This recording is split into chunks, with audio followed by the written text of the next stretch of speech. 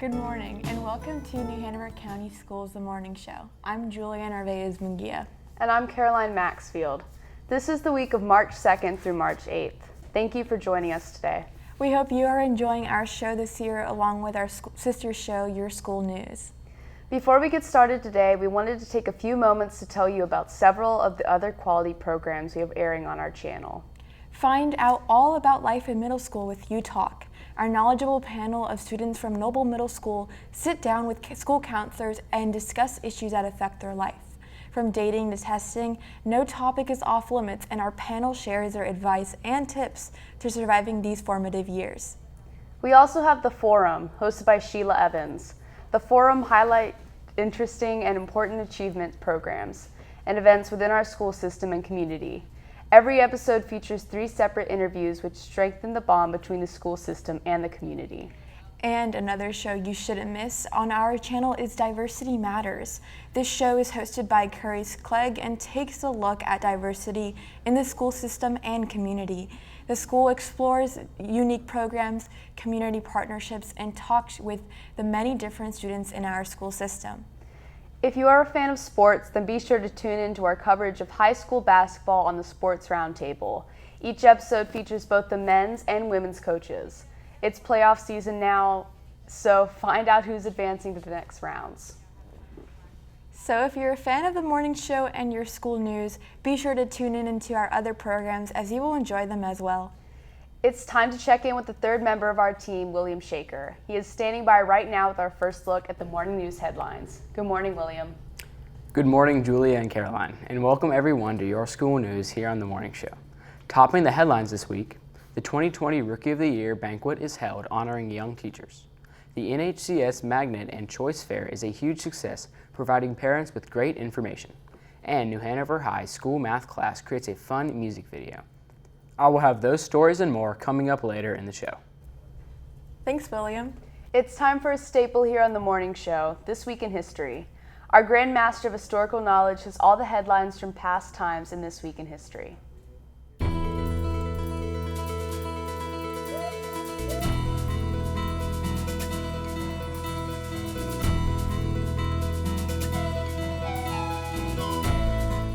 Welcome to This Week in History. I'm your historical host, Bryce Barker, covering all the colorful and amazing events that have left their mark on history's timeline. This is the week of March 2nd through March 8th. March 2nd, 1904, Theodore Geisel, better known to the world as Dr. Seuss, is born in Springfield, Massachusetts. He is the author and illustrator of such beloved children's books as The Cat in the Hat and Green Eggs and Ham. March 3rd, 1887, Anne Sullivan begins teaching 6-year-old Helen Keller, who lost her sight and hearing. Keller flourished, eventually graduating from college and becoming an international lecturer and activist. Sullivan, later dubbed the Miracle Worker, remained Keller's interpreter and constant companion. March 4th, 1933, at the height of the Great Depression, Franklin Delano Roosevelt is inaugurated as the 32nd president. In his famous inaugural address, Roosevelt outlined his New Deal. March 5, 1770, civilians and soldiers clash in the Boston Massacre as an angry mob begins tossing snowballs and rocks at a British soldier. 5 colonists were killed and are now sometimes regarded as the first fatalities of the American Revolution. March 6, 1475, Michelangelo Buonarroti, the greatest of the Italian Renaissance artists, is born. Today he is held as one of the greatest artists of all time, having produced major artistic works, numerous sculptures, architectural designs, and drawings. Finally, your weekend history tidbits. March 7, 1876, 29-year-old Alexander Graham Bell receives a patent for his revolutionary new invention, the telephone. The Bell Company emerged and helped form the foundation of the modern telecommunications industry. March 8, 1917, in Russia, the February Revolution begins when riots and strikes over the scarcity of food erupt. 1 week later, centuries of Tsarist rule in Russia ended. That's This Week in History, your ultimate source of those key moments in time. I'm Bryce Barker. Thanks for stopping by.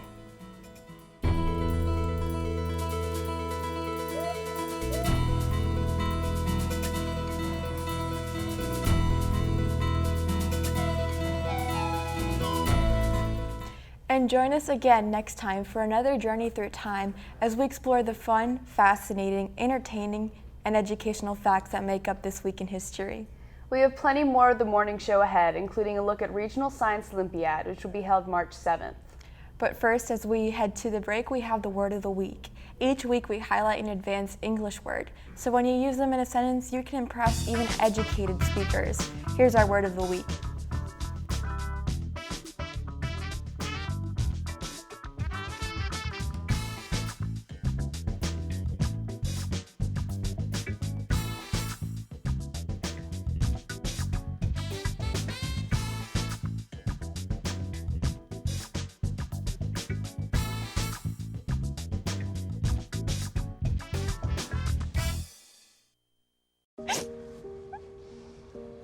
Sweetie.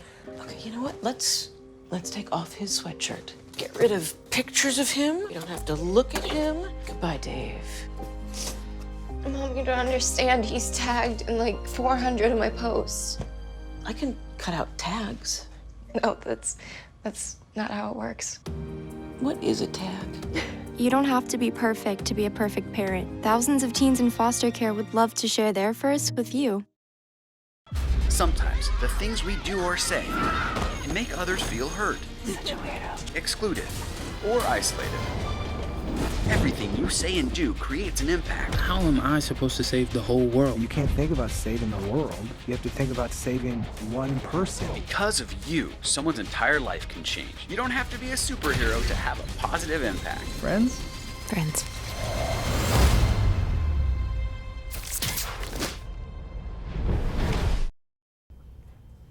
Welcome back to the morning show. I'm Julia Narvaez-Munguia. And I'm Caroline Maxfield. It's time for Snapshots, where we take quick looks at some of the positive things happening around our school system. From fun projects to school-wide events to guest speakers and fabulous field trips, there are so many great things for our schools to celebrate. Mr. Todd's second grade class at Castlehane Elementary has been having some fun with reading. After reading 101 Dalmatians, the students decided to spend a day dressed as the 101 Dalmatians. It was a fun celebration of reading. Students at Pine Valley Elementary are all about heart health. They started off the week with a jump rope for heart assembly, which featured the fun-loving mascot, Heart. Hoggard basketball alumni joined in the celebration of former coach Sheila Boyle's jersey being retired at UNCW. She was a longtime coach at Hoggard, and their new gymnasium is named after her. Parsley Elementary also joined the Heart Awareness Month celebration as teachers and staff participated in Go Red Day. They dressed in Go Red heart shirts to raise awareness about the importance of heart health.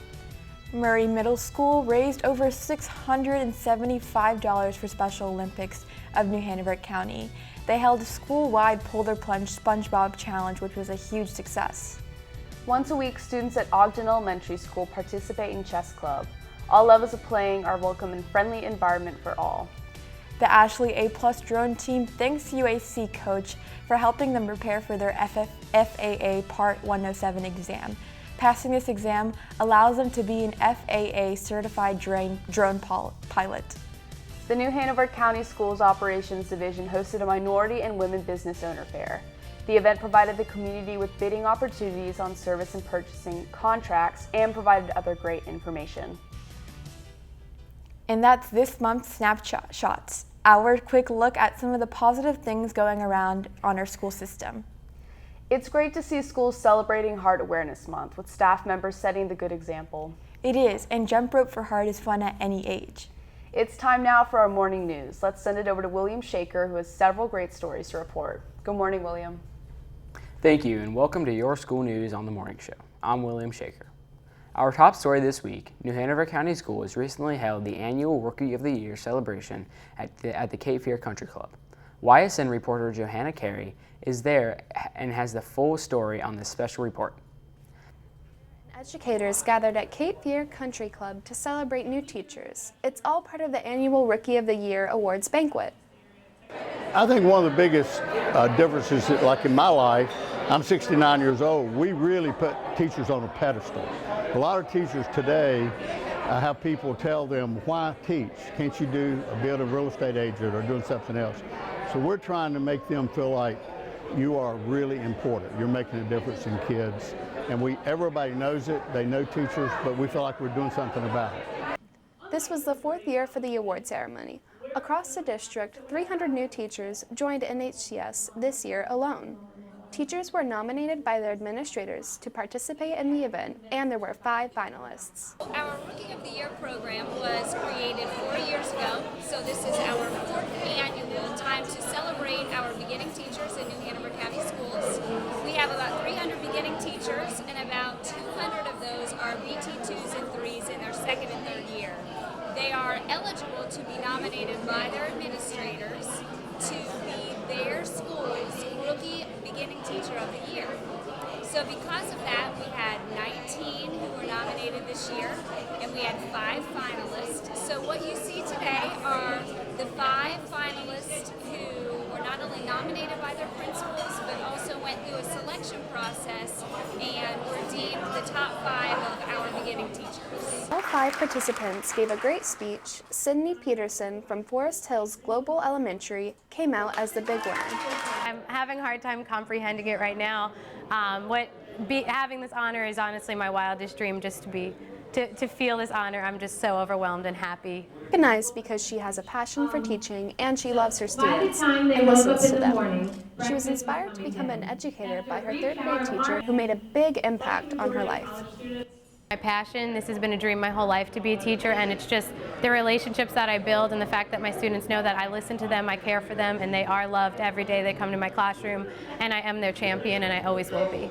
So I just want to teach them that learning is fun, and I want to do anything I could help to keep teachers in the classroom because our children and our society deserves consistency within the school systems.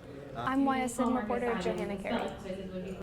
New Hanover County Schools held its annual Magnet and Choice Schools Fair last week at the Independence Mall Center Court. It was an opportunity for the district to share detailed information about the programs at our school with parents, students, and the community. There was also registration information and application assistance. The Magnet and Choice School Fair provided information on the special programs, academic programs, gifted programs, the lottery process, school calendars, and application timelines. Each school and invited community partners had a table to promote their programs and what they offered students. All parents living in the New Hanover County Schools District were welcome to attend. Bilingual liaisons were also available. It was a wonderful event and just one way parents can receive information about all NHCS has to offer. The information presented at the fair can also be found on the school system website at www.nhcs.net. Students over at New Hanover High School are learning math skills with some really fun techniques.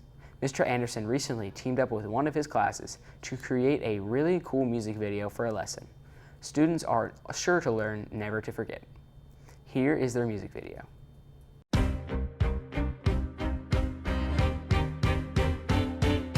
I'm not gonna divide by 0. I'm not gonna divide by 0.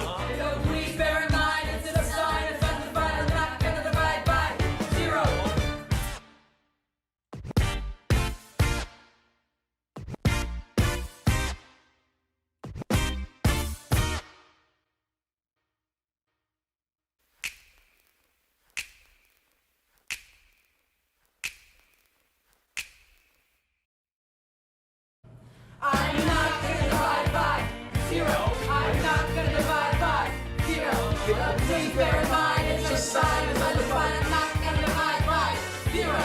Don't divide by 0. Divide by 0. Okay. Don't divide by 0. Divide by 0.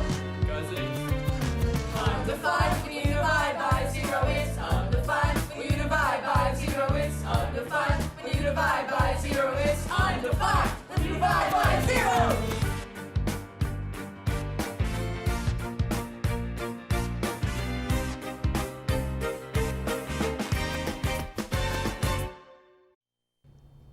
Finally, we have a special announcement.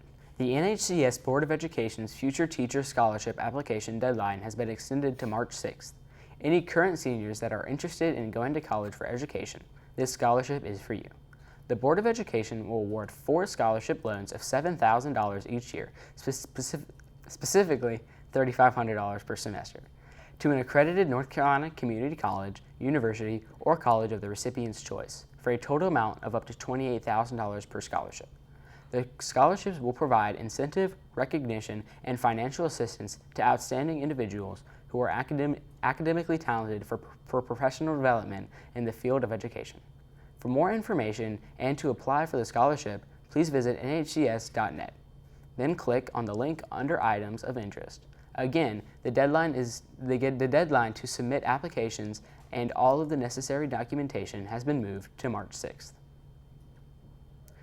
For all of the latest news, New Hanover County Schools joins us on weekdays at 5 p.m. here on Spectrum Cable Channel 5 and Channel 191 in Carolina Beach.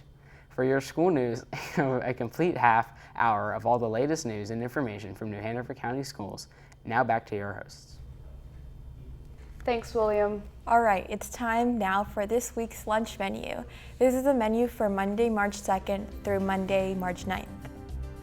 On Monday, March 2nd, start your week off right with scrumptious pasta with meat sauce and a garlic knot, crispy chicken tenders served with a dinner roll, or a grilled cheese sandwich. Finish the meal off with steamy vegetable soup, healthy green beans, tomato and cucumber salad, and diced peaches. Then on Tuesday, March 3rd, enjoy lunch at home since there are no school due to it being an election day. If you're old enough, be sure to get out and vote. On Wednesday, March 4th, chow down on chicken wings with a corn muffin, delicious chili con carne, also with a corn muffin, or a sweet barbecue riblet sandwich. Also on the menu are sweet potato puffs and amazing applesauce. On Thursday, March 5th, energize yourself with a yummy bacon cheeseburger, barbecue chicken served with brown rice, or happening hot dog.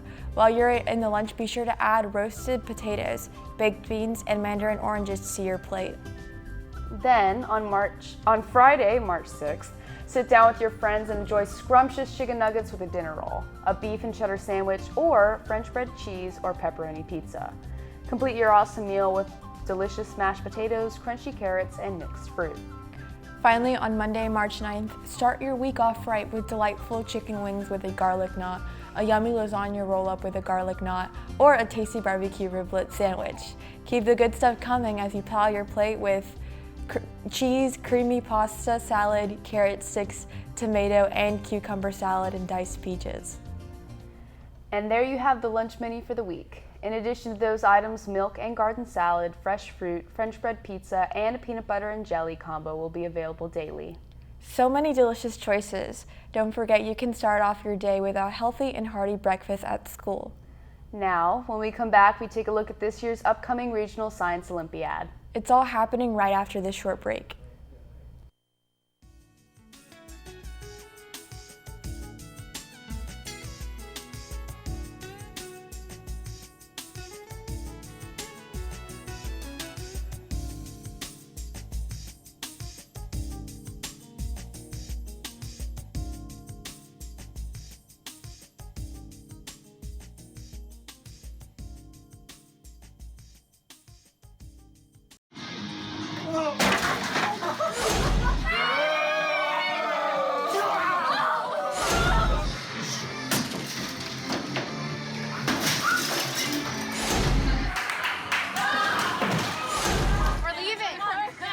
Most party fouls are pretty dumb.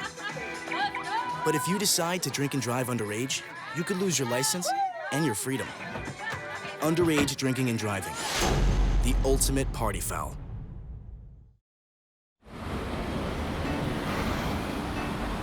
Hey, let's check out this park.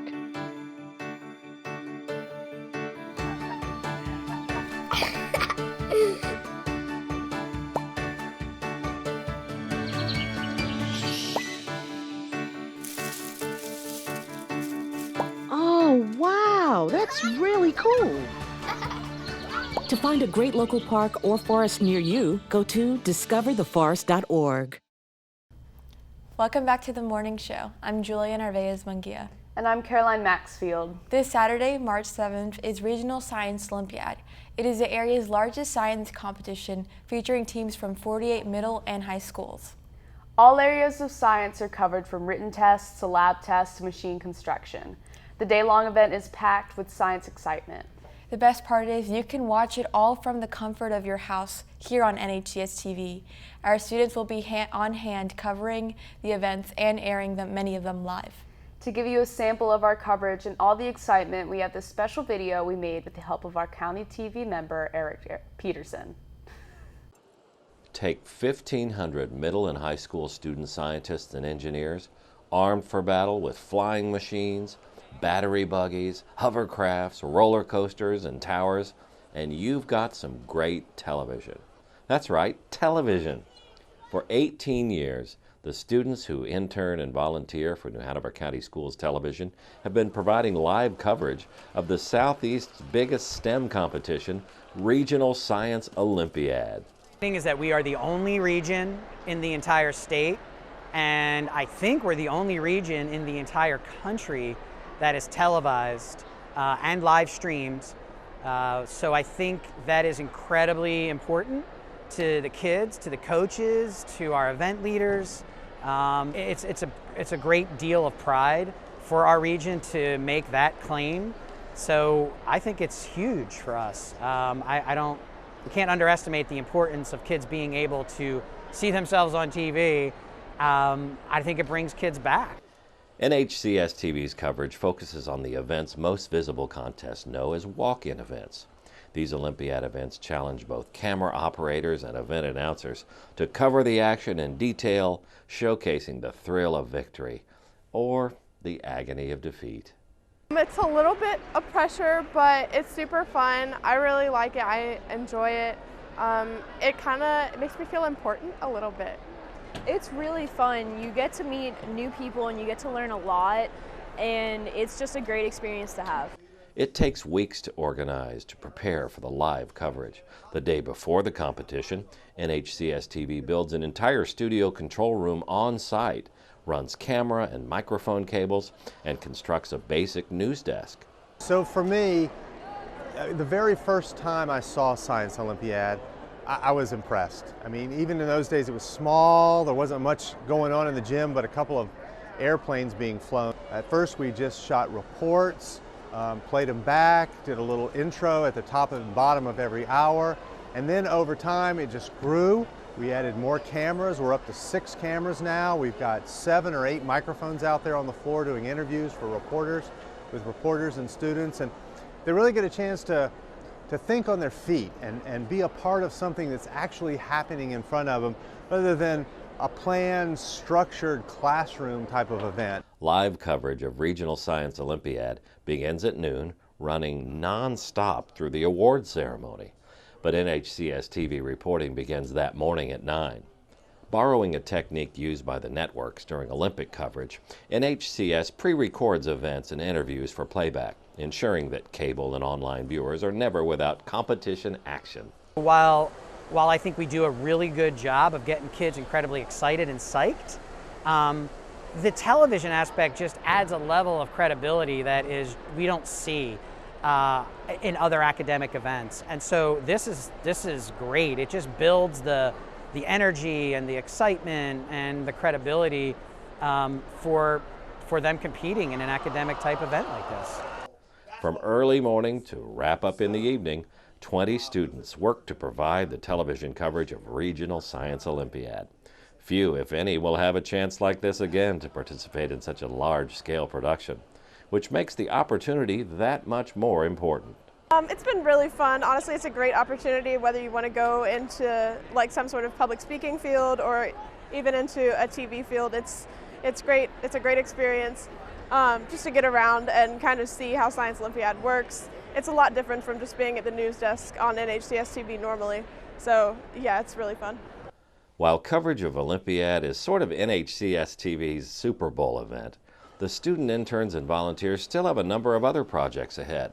2 weekly newscasts, all-county concerts, Educator of the Year banquet, charades challenge, and finally, live coverage of 4 graduation ceremonies, each event giving them more experience in video production, an industry that has boomed, but lacks those with the organizational skills to do it right. Lessons the NHCS TV students are learning by doing. As you can see, Regional Science Olympiad is great fun for student contestants as well as NHCS TV students. Our live coverage will begin at 12 noon on Saturday the 7th and run until the end of the award ceremony, which starts at 4 p.m. and ends around 6 p.m.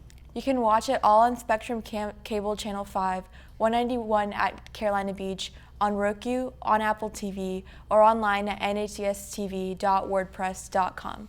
Be sure to tune in. For our next feature, 2 Ogden Elementary students created a video on how to make a reusable bag from an old t-shirt as part of their Genius Hour project. In the video, they share a few statistics about negative effects of plastic bags and shows exactly how to make the reusable bags. We are sharing their video with you today, so if you have some old t-shirts, pay attention to how you can put them to good use.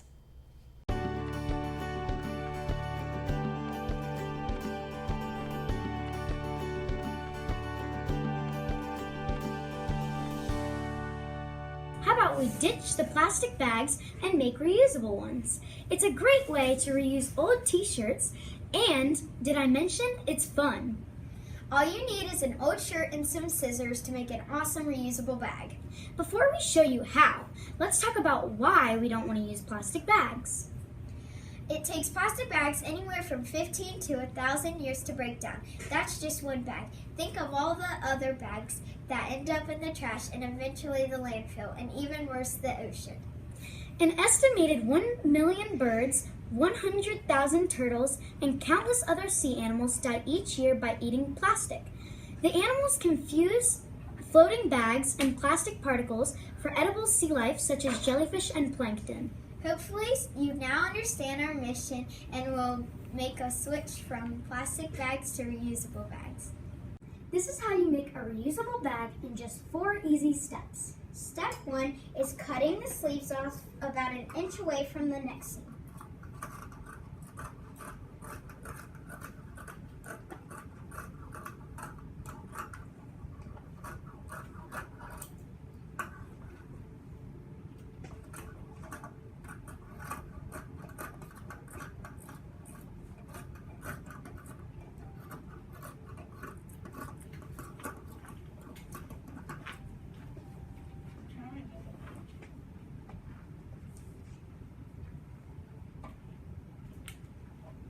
Step 2 is cutting the neckline on the outside.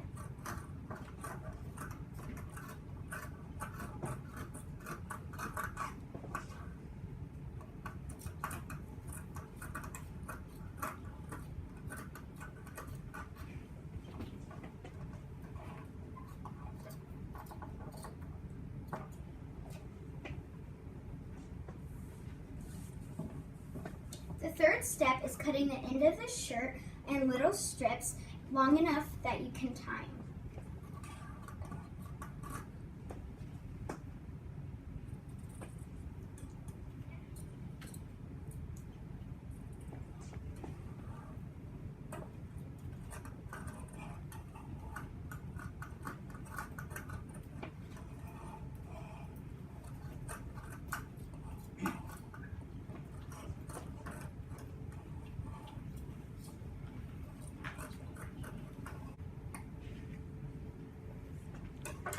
The fourth and final step is to tie each of the strings together in pairs. You want to make sure you tie them 2 times so that it's strong enough to hold stuff.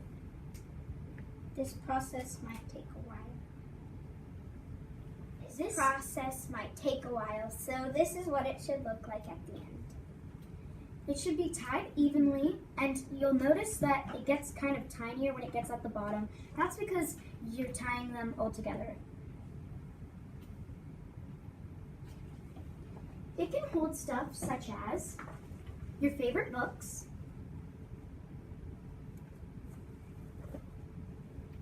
A water bottle, and games of your choosing.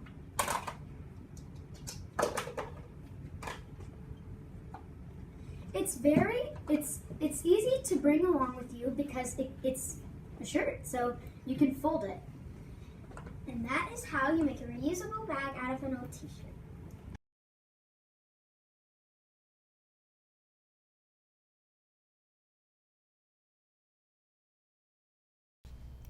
Thank you, Catherine and Sophie, for that awesome video. That was great information and a perfect project for kids to do at home on a rainy day. How fun would it be to see everyone checking out of stores with t-shirt bags? That would be fun to see. We'd also like to thank Miss Jenny Leeds at Ogden for sending in the video. We head to break with our new modern music bumper. Enjoy these quick looks and listen of the musicians of our time. We'll be right back. I used to pull away when she would kiss my face and touch my hair. She didn't care who saw. She was all. Days, months, Hey, I'm Jim from across the street. years, I'd like to give you this. a lifetime can rush by without realizing what we're missing. We lose some of the best moments, some that may never repeat, Come on. or detach from people around us. Our loved ones grow used to this pattern, but it doesn't have to be that way. We have a choice to take action.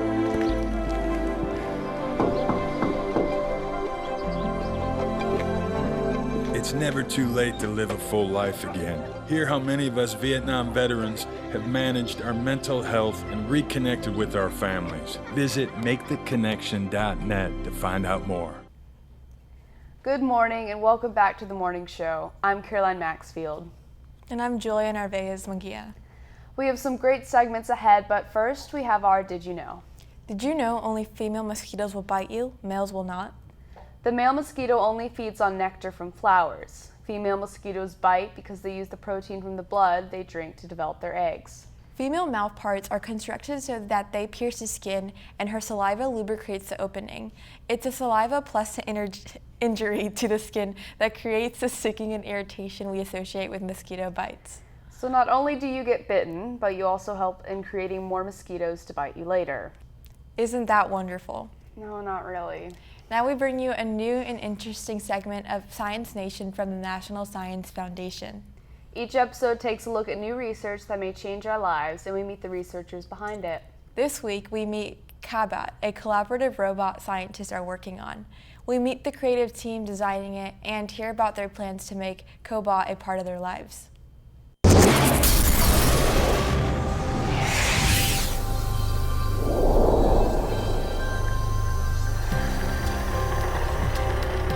Meet Cobot, short for Collaborative Robot. You might call it Help on Wheels. I have to tell you that many people have done moving robots and others continue, everybody does. But the thing that is actually beautiful about also Cobot is that nobody follows Cobot. It just goes by itself. Please follow me to room 7203. With support from the National Science Foundation, computer scientist Manuela Veloso and her team at Carnegie Mellon University are developing Cobot as an autonomous indoor service robot to interact with people and provide help on the go. Okay, go. Escort me, transport this item from one place to another. Go there and deliver a message, pick up that for me. So all these navigation challenges became a part of this service robot that we had to address. Getting on Cobot's dance card is simple. Log on to a website, select a task, book a time slot, and it's on the job. Cobot is not just following a pre-programmed floor plan. It's recording every turn, monitoring the walls, calculating planar surfaces, plotting window and door locations, noting where the carpet and hardwood floor meet, learning the space as it moves along, navigating.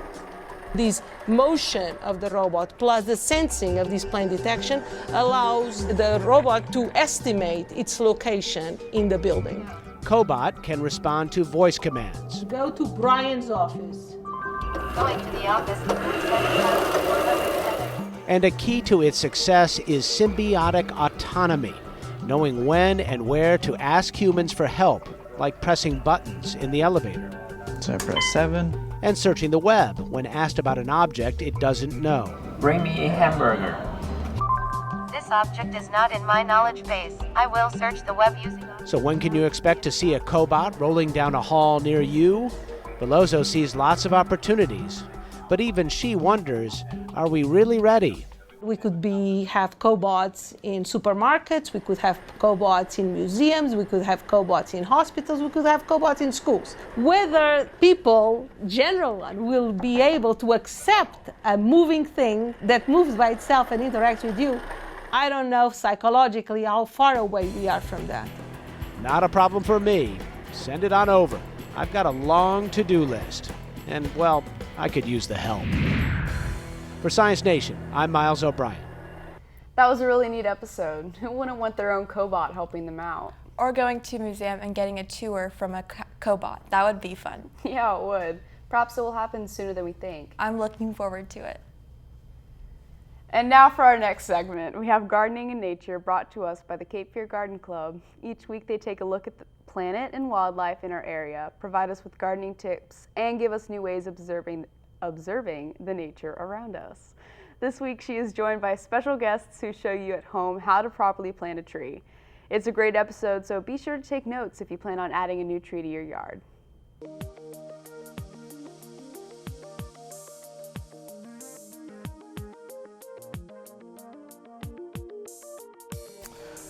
First thing we're going to do, we got to dig a hole. So how big does the hole need to be? The depth of the hole needs to be such that the top of the root ball, the top of the soil in the pot, is even with or no more than about an inch or two above the existing grade. You don't want to go too low, because even with a cypress tree, even though they grow in water, you can drown a cypress tree. When they're young, before they're established, you could kill it if you plant it too deep. If you go too high, it's not overly an issue, especially with cypress, but just rule of thumb, any tree, try not to go in the soils that we have here, inch or two above grade or even with grade is kind of what you're shooting for. Accepted practice, standard, is to dig your planting hole 1.5 times the width of your pot. Probably not quite to that yet, but we may be close. Some of the soils down here, it's not entirely necessary, but if you can get close to that, would be beneficial. Go ahead and pull the tree out of the pot. When you get these, some of these, they've been in the pots for a little while, so they may be a little bit tight in the pot. Some of them may have a few roots coming out of the bottom. If there are roots coming out the drainage holes in the bottom of the pots, feel free to break them off or cut them if you've got a knife. Either way, you're not going to hurt the tree. If you'll take and just hit the pot real hard all the way around, kind of loosen it up a little bit, and then you should be able to, a couple of people be able to drag the tree out of the pot.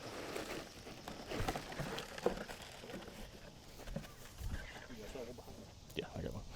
So you can see right here, you can see where these trees have been in the pots. You've got a lot of roots. These have a really good root system on them. But as you can see, it kind of forms to the pot.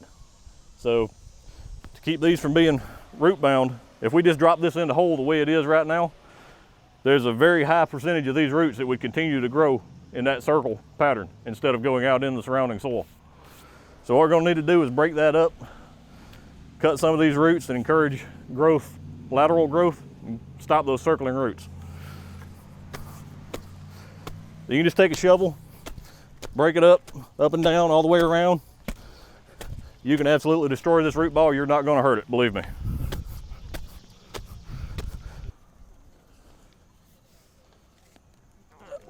Yeah, that's about right. All right. I'm saying this one's a little bit high, but again, because this is cypress, an inch or two high, it's not going to hurt anything. I'm going to go ahead and just break up the root ball a little bit more before we start the backfill.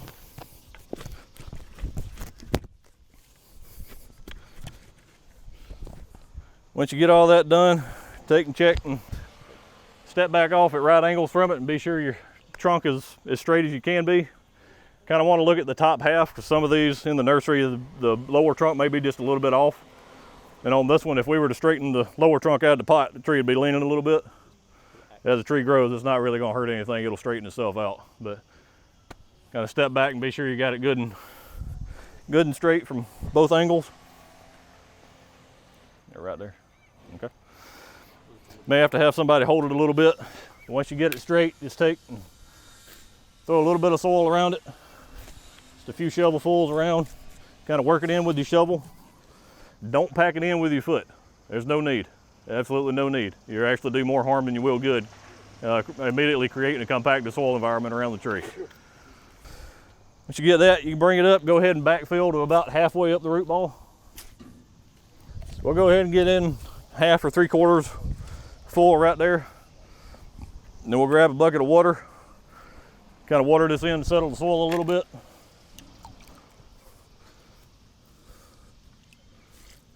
You don't necessarily need to pour it right up directly on the root ball because you don't want to wash all the dirt off the root ball, but just in the edge of the planting hole, just to help settle that soil. You can kind of take a shovel like Ricky's doing right here. Just take a shovel and kind of work it in to help settle the soil. Once you get that, then you can finish backfilling. Just want to bring the fill, bring it up even with the top of the root ball, all the way around. Normally planting a tree, you would take some of the excess soil and kind of around the outside edge of the planting hole, kind of build up a 2 or 3 inch tall mound of dirt, ring of dirt all the way around, kind of a water ring to help capture some rainwater and channel it down in there. Once we've got all that done, got the tree in the hole, got it watered in, Ricky's got us a bucket of mulch right here. It's just triple shredded hardwood mulch, what we've got today. We'll take it and just spread it out. Want to keep the mulch off the trunk of the tree. Keep about a 2 or 3, maybe 4 inch clear space around the tree. You don't want any mulch up on the trunk. So just kind of cover up the whole planting area there.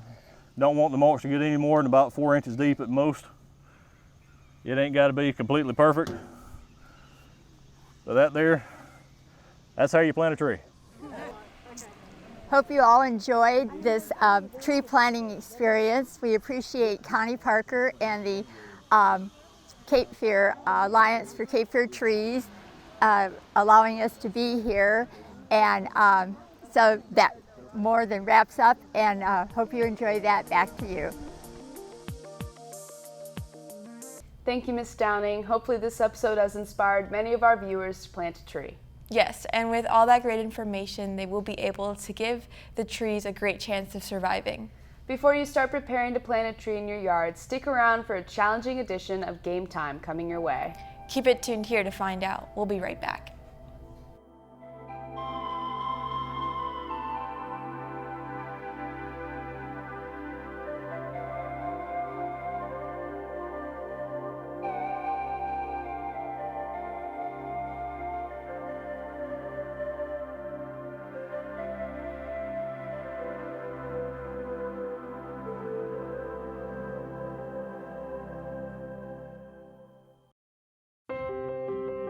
When I first saw a turtle, my heart was full. Now anything but lonely. We had this deep connection, this heart connection. He just wants to be close to you and part of your life. Every day with Turtle is a perfect day. He's an incredible companion and my best friend. When I'm holding her, it makes me feel calmer. It's a sensory thing. It's a thing with Asperger's. I've seen adults react to my daughter when she has meltdowns, like she's from a different planet. And this little animal just sat next to my child and was just like, it's gonna be cool. When I retired from the Navy, I found myself on a void in my life that had been filled by the people that I served with. Tommy really brought an important factor to my life. I think everything he does shows how much he loves us.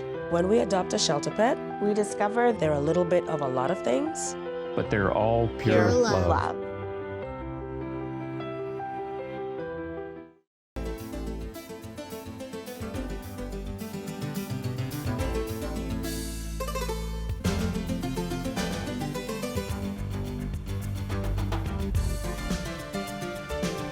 Welcome to Game Time. I'm your host, William Shaker. Normally on Game Time, we have a theme and share information on it before challenging our contestants' knowledge. While many episodes feature this format, this year we are mixing it up a bit and we'll have a special safety segment combined with a random knowledge or tricky trivia game. And that is what we have in store for you today. Let's send it over to our contestants and see what safety tips they'll have for us before we get into the game. Welcome to Game Time, Julia and Caroline. Thanks, William. Our first safety feature is An important one for younger students and their parents, as well as anyone who could use a few tips on safety while cooking. These tips are brought to you by FEMA and the Norwell Fire Department, and will tell you a few things you may need to know about being safe around the stove. Here's our feature on cooking safety.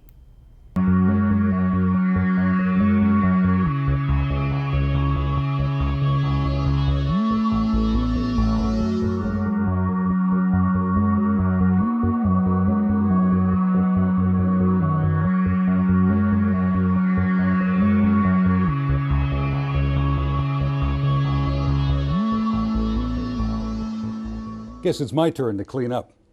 And I'll be scrubbing extra hard because I want to make sure I get all the spilled food off the stove.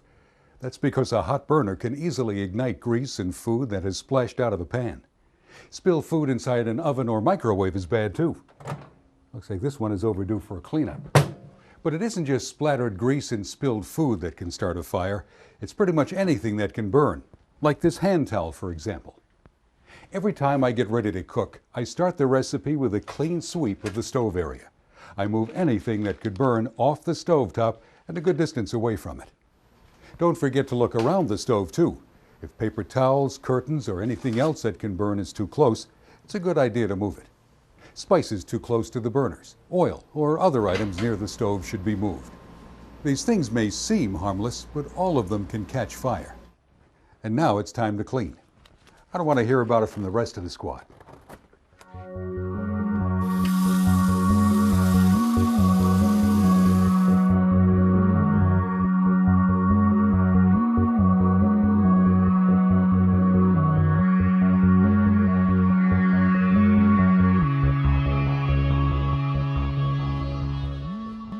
Wow, we had a big group of preschoolers visiting the station today. They were really great kids, and I think they learned a lot about fire safety. I've got a couple of kids myself, and I do worry about them. That's because very young children have a higher risk of getting burned, and not just by fire. The kitchen is an especially dangerous area. From the time my kids were little, I taught them to stay well away from the stove. Kids can suffer terrible burns by reaching up and touching a burner or pulling a hot pot down onto themselves. A smart way to prevent that kind of tragedy is to measure a kid-free zone all around the stove and cooktop. We let our kids mark the borders with bright tape until they learn the distance by heart. Make the zone at least 3 feet so the cook has plenty of space and the kids are out of danger from spills. It's not easy raising children. Having a kid-free zone gives parents one less thing to worry about. Of course, we still need to keep a close eye on them. That's my cue. I gotta run.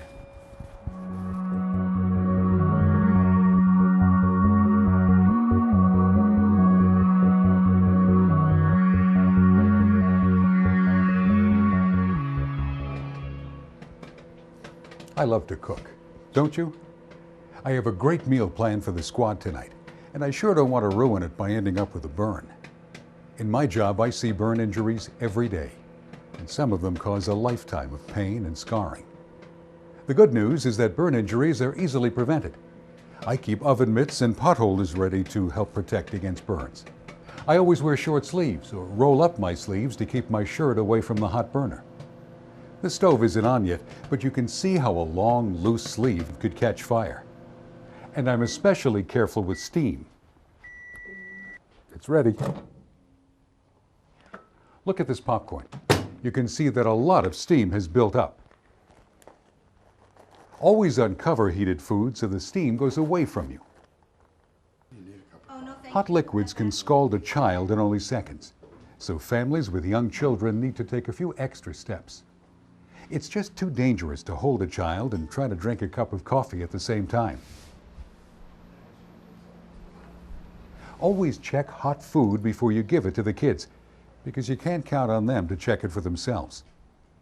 If you are burned, put a minor burn under cool water, not cold, for 3 to 5 minutes. Get medical treatment right away for a serious burn. See? It's easy to prevent burns.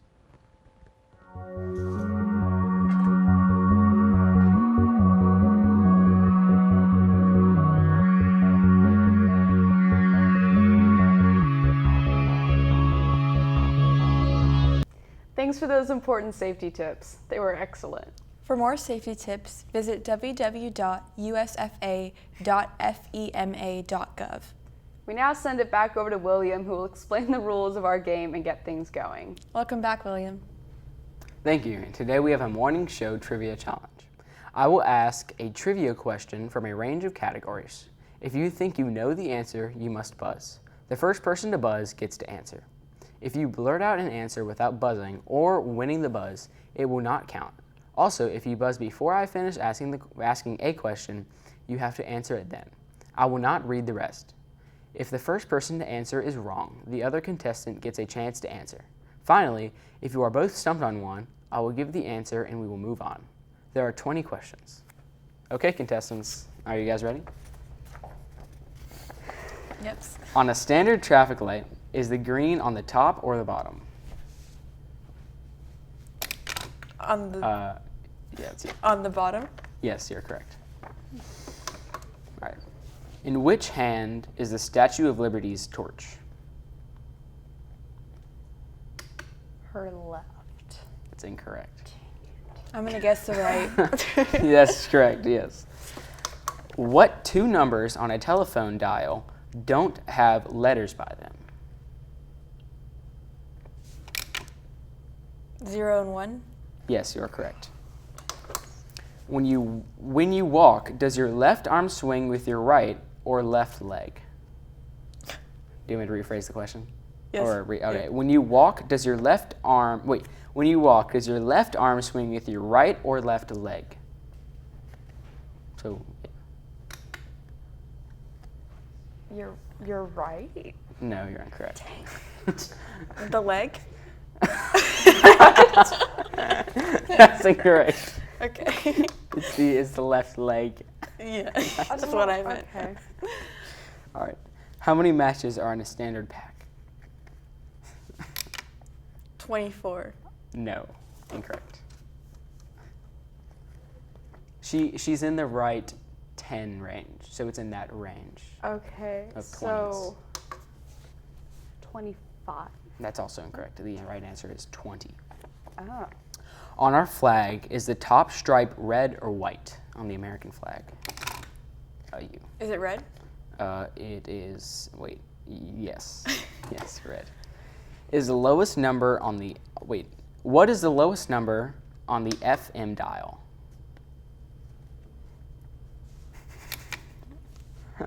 Eight. Close. No.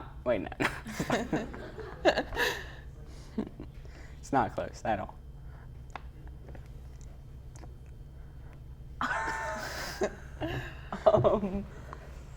Zero? 88. That's what I meant. Which way does a non-smoking sign slash run? What? So if you're looking at the sign, which way does the slash run through it? Diagonally? Well, more specifically, like what? If it was a square, where would it be going to? It's your turn. The left. That's incorrect. It's the right, bottom right. Which way do fans rotate if you are looking at it? Was it hot or cold? Because, certain ways, it's never mind. I don't think that's how that works. Let's go clockwise. Yes, you're correct. Whose face is on a dime? Dime. Roosevelt. Yes. Well, which one? There are two. FDR. Yes, you're correct. How many sides does a stop sign have? 8. Yes, you are correct. Do books have even number of pages on the right or left side? What? Oh, are the even number of pages on the right or left side of a book? Right? That's incorrect. Left. Yeah, that is correct, yes. How many sides are there on a standard number 2 pencil? The ones that you would get for standardized testing. 8? Incorrect. 3. That's also incorrect. 6. Interesting. Sleepy, happy, sneezy, grumpy, dopey, Doc. Who's missing of the 7 dwarves? Bashful? That's correct. On which playing card is the card maker's trademark? The first deck of cards. No, specifically on which exact, like you have like the 1, or not 1 technically. You have the ace, 2, 3, 4, 5, 6. What card would their trademark be on?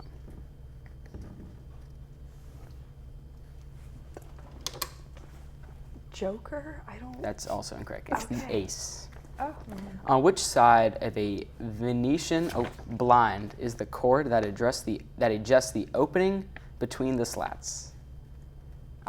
Like which? Like left or right? Yeah, left or right. Okay. Which one? Which way? So I guess who buzzes first? Right. Oh, that's incorrect. Left. Yes, that's correct. On the back of a dollar bill, what is in the center?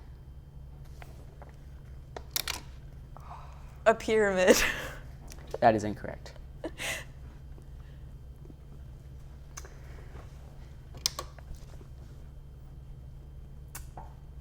Oh my gosh. The Capitol building? That's incorrect. A 1. Spelled out. Yeah, 1. he's right. I'm stupid. There are 12 buttons on a touch-tone phone. What 2 symbols bear no digits? Do you want to restate the question? Can you? There are 12 buttons on a touch-tone phone, so not the rotary dial. Mm-hmm. What 2 symbols bear no digits? Oh, jeez. I know. The green and red. If it's not a smartphone, it's like a, Like a home phone. Yeah, it's like a home phone. Like what two digits have no? Digits. Symbols. What 2 symbols have no The numbers? pound and the star. Pound. Yes, that is correct. Actually. Yeah, it's incorrect, Yeah. but. I mean, there's also an or an and symbol as well. Okay. I don't know what but I guess I'll count that as correct. Actually, I don't really make decisions, but okay. How many curves are in a standard paperclip? Like, how many times is it like? How many times does it bend? That's what it curves.